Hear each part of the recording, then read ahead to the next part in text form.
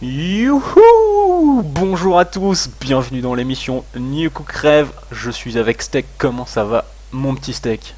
Ouais, bah, ça va plutôt pas mal, mon petit Libercite, et toi? Bah écoute, ça va bien, il fait beau, c'est les vacances. On sort pas de chez nous, on est des geeks, on ferme les volets, le soleil ne nous atteint pas. Qu'est-ce que t'as fait de beau pendant tes vacances? Eh ben, je me suis gratté les pieds. Tu t'es gratté les pieds, mais c'est super! Et Ouais. ben écoute, moi, je vais vous présenter le clan d'Aerie. Donc c'est une multigaming qui a deux sections pour le moment, une section sur League of Legends, une autre section sur StarCraft 2, le jeu maître, le jeu magnifique, le jeu qui fait vibrer les foules, Jeu des champions. le jeu des champions tout à fait. C'est le seul jeu intéressant pour le moment. Et donc, le clan d'Aerie a deux line-up sur ce jeu qui sont en Pandaria, en Ligue Pandaria donc, et qui mettent la pâtée à tout le monde, évidemment. N'est-ce pas, mon petit steak? Évidemment, évidemment. Ouais, tout à fait. Donc aujourd'hui, on va vous présenter un petit TVT. Qu'est-ce que tu penses du TVT aujourd'hui, steak? Eh ben, le TVT sur Wall, c'était un match-up assez chiant.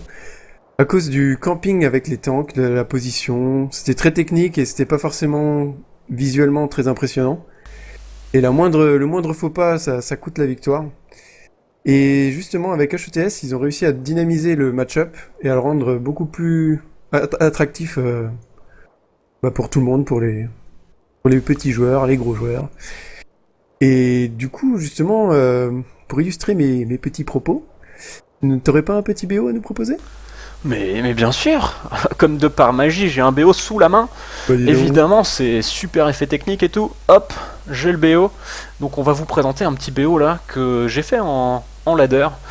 Je rencontrais donc un autre Terran qui s'appelle Katatsu. Et je vais partir sur un opening où je vais mettre la pression sur l'adversaire en essayant de derrière partir macro quand même pour avoir une très grosse économie et pouvoir rouler sur mon adversaire en mode easy facile quoi, t'as vu. Donc voilà. Donc aujourd'hui je vais vous présenter ce BO là. Donc en gros le BO, ce que ça va donner, ça va être, on va partir sur une petite pression avec des mines. Donc ça va être un drop avec 2 mines et 4 marines qui va mettre la pression sur l'adversaire dans les minerais. On va aller dropper dans les minerais. Et ensuite, on va partir sur des banshees. Avec tout ça, on va réussir à poser B2, etc. Vous allez voir.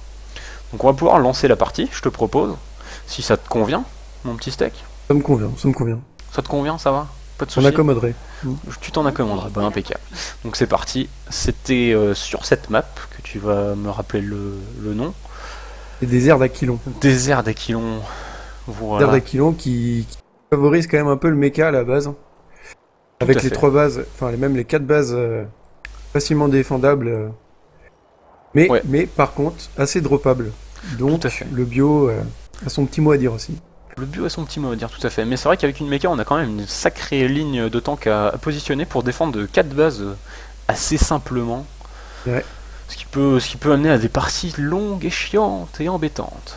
Miam Donc, miam. par contre, aujourd'hui, c'est pas du tout ça qu'on va voir. On va Non, non, non. voir un petit de pression. Donc là, on va poser le premier supply à 10. Donc on envoie le 9ème VCS, poser le supply dans le wall directement. Ça permet de waller, c'est très bien. Dans le TVT, c'est pas forcément obligatoire. D'ailleurs, c'est peut-être même contre-indiqué dans le sens où, avec des tanks, on a quand même facilement accès à cette zone. Mm. Donc le wall peut se faire défoncer sans qu'on puisse défendre. Mais bon, Ça c'est évite pas les non run-by plus. des lions aussi. Ça évite les run-by des lions aussi, donc voilà. Donc bon, ça a des pour, ça a des contre, mais bon, il n'y a pas de souci. Donc là, on va poser un gaz à 12, pardon, à 12, excusez-moi. On va poser un gaz à 12, et ensuite on va poser la Rax à 13. Donc ça va nous permettre de faire un gaz first, donc d'avoir du gaz assez rapidement. Ce gaz-là va nous permettre de poser une usine à la sortie de notre petite baraque. Les plus brefs délais. Dans les plus brefs délais, voilà, tout à fait, c'est vraiment pour rusher l'usine au maximum. Donc là, du coup, on va envoyer une petite prop pour scouter, hein, quand même, voir un peu ce que fait l'adversaire. Je l'envoie peut-être un petit peu tard, mais sur une position où l'adversaire peut être qu'à une position, je sais où il est. Ça sert à rien de l'envoyer trop tôt parce qu'on perd du minerai, donc surtout qu'on part sur un gas first, donc c'est intéressant quand même d'avoir un petit peu plus de minerai. Donc là on va s'arrêter à 16 probes, et dès que la caserne est finie, on va lancer l'orbital command sur notre, command center, et on va lancer une usine et un marine. Donc là vous voyez, bon là il m'embête, je voulais poser l'usine ici, donc du coup je vais la poser avec un autre VCS parce qu'il essayait de m'embêter un petit peu. Ça c'est très embêtant les personnes, surtout les protos qui font ça. Oh là là, qu'est-ce que c'est embêtant. Oui. Et tout de suite après on va poser un supply à 24 de pas à 24, excusez-moi, à 17 de population. Comme ça on va pouvoir continuer la production de marine et la production de VCS. On n'oublie pas d'envoyer la mule, pardon, évidemment. Et donc les marines, on va faire 4 marines sur la baraque en continu à partir de maintenant. On fait juste 4 marines. On s'arrêtera, on verra plus tard ce qu'on va faire avec la baraque. Donc en attendant, donc quand on fait des VCS, toujours, on attend que l'usine se finisse. Et quand l'usine est finie, on va lancer une première mine et un spatioport directement. Voilà. Ton deuxième gaz, tu comptes le prendre quand? Et donc mon deuxième gaz, en fait, je vais le prendre à peu près à la moitié de la création de mon spatioport. Ce qui va permettre d'optimiser ma prise de gaz et d'avoir assez de gaz pour lancer Banshee directement après. Donc là on voit que j'ai 3 marines déjà, donc j'en fais encore un quatrième. On va lancer le supply donc, qui s'était lancé à 24 de population normalement. Et donc on va relancer une deuxième mine directement derrière. Et on arrête les marines à 4 et on lance un laboratoire technique. Pour pouvoir mettre le spatioport sur ce laboratoire technique et ainsi faire des Banshee. Sur ce spatioport qui vient de se finir, dès qu'on a 100 de gaz, on va lancer un Medivac pour pouvoir aller dropper nos mines et nos 4 marines. Mais là je te coupe, mais t'as scouté quoi en fait chez l'adversaire? Et donc là j'avais scouté qui partait donc sur un réacteur, j'ai vu un réacteur en fait, et donc au timing où j'ai vu le réacteur, je savais que l'adversaire partait sur une stratégie plutôt macro-défensive, donc où il aurait fait pas mal d'unités, donc vu qu'il a un réacteur, il va pouvoir pomper pas mal de marines. Et donc, un gaz 15 souvent. Quoi. Un gaz 15, voilà, un gaz 15, tout à fait. Donc là dès que le spatioport aura fini de créer le Medivac, on va l'envoyer directement chez l'adversaire en faisant monter les unités et on va mettre une B2 et le spatioport sur le laboratoire technique. On continue de créer des VCS, on n'oublie pas. Sur l'usine et sur la Rax, pour le moment on crée rien et on envoie un petit réacteur parce que j'ai quand même pas mal de gaz. Le temps qu'en fait que mon spatioport se déplace, j'avais du gaz qui s'était un petit peu accumulé, donc du coup j'ai lancé un réacteur assez rapidement sur ma Rax pour pouvoir pomper du marine un maximum de marine. Donc là mon drop est lancé, j'ai lancé ma première Banshee et mon cloak directement. J'ai été scouté, donc je sais qui c'est que je pars sur Banshee, mais comme j'ai mon petit drop qui arrive et ça il le sait pas, il va peut-être être surpris. Donc là j'arrive avec mon drop, donc vaut mieux essayer d'avoir, quand le drop arrive, vaut mieux essayer directement d'avoir le boost. C'est beaucoup mieux d'avoir le boost quand on arrive. Là je l'avais envoyé un peu tard. Donc là je mets mes mines, j'enterre mes mines. Et là malheureusement je vais perdre mon Medivac, mais bon c'est pas très grave. Là il oublie mes mines. Je sais pas pourquoi, bon là c'est... En fait, petite erreur. Ouais, là, ce BO en fait pousse quand même à faire des erreurs à l'adversaire, parce qu'on lui porte l'agression. C'est lui qui est sous pression, donc du coup nous on peut déployer notre jeu tranquillement derrière. Donc derrière on va poser 2 Rax en plus. L'usine on lui aura mis un laboratoire technique et on va pomper des tanks. Et donc on va pomper à partir de maintenant des marines, des tanks et des Banshee. Avec la première Banshee qui est sortie, on va aller faire un petit Taras. Et là on voit que les mines il les avait encore oubliées, donc du coup ça fait encore des dégâts. Un scan de gâché aussi. Voilà, un scan de gâché tout à fait, qui va nous permettre avec la Banshee de pouvoir se cloquer facilement. Bon, là il se trouve qu'il a B2 et qu'il n'a pas encore envoyé sa mule de B2, donc il va pouvoir me scanner assez facilement. Mais bon, je prends quand même 4 VCS et je m'en vais. Là il claque un scan un petit peu foireux parce qu'il aura pas ma Banshee. Donc là je back ma Banshee, j'attends la deuxième. Et en attendant, je vais lancer sur mes 2 Rax un premier laboratoire technique et un réacteur pour être sur 2 réacteurs, un laboratoire technique. Et sur le réacteur je vais lancer le stimulant directement. Ça peut être intéressant de lancer le bouclier pour pouvoir avoir un timing push sur le bouclier. Mais moi je préfère en fait faire un timing push sans steam, sans bouclier, mais avoir le steam quand même de près directement après. Donc on verra ça plus arriver tard. Plus tôt et avoir un timing plus intéressant. C'est ça, tout à fait. Donc là les 2 Banshee, je vais encore aller l'embêter un petit peu, parce qu'il faut les utiliser. Hein. Comme ça, toujours lui mettre un peu de pression chez lui, lui montrer qu'on est là. En attendant, en macro derrière. Donc on va pomper du marine et du tank à foison. Du marine et du tank, marine et du tank. Avec les deux Banshee là, hop, je reviens dans la B2. Je vais tuer pas mal de drones. Surtout, ne pas perdre les Banshee.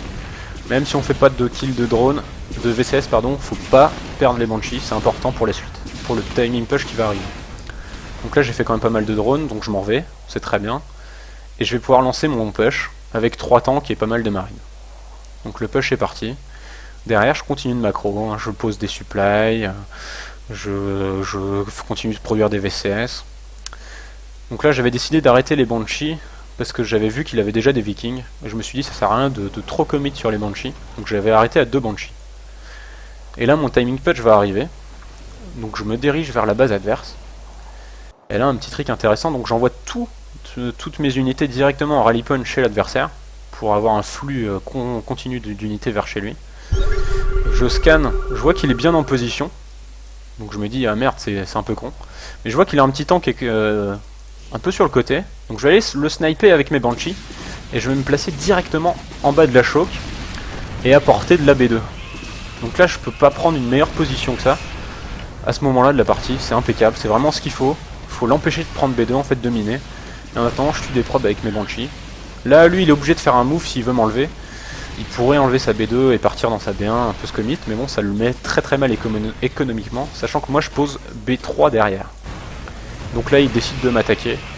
Et sur ce move... Et là c'est le drame. Et là c'est le drame pour lui, ouais, évidemment. J'ai déjà 3 tanks siège, j'ai des unités qui arrivent en continu.